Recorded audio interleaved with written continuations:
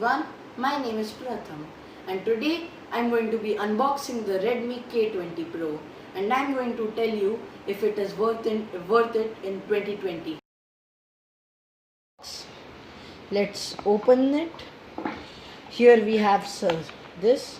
So if we open this, there is a silicone case inside it. Very premium for inside the box. Then we have some manuals and quick start guides. Then we have the actual phone. Let's take its wrapper off.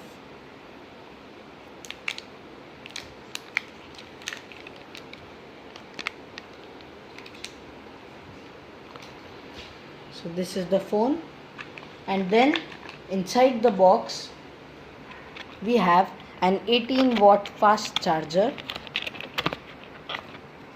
But the phone is also compatible with a 28 watts charger and a Type-C cable.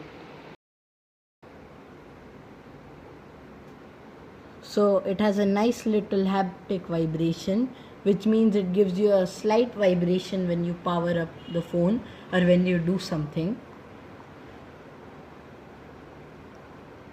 So it's started.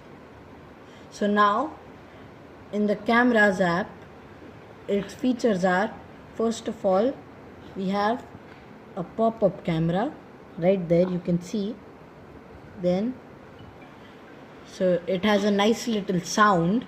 It has an AMOLED display, which means it will give you really bright colors. Triple cameras on the back, a glass build Corning Gorilla Glass 5, a Type-C charger and a headphone jack.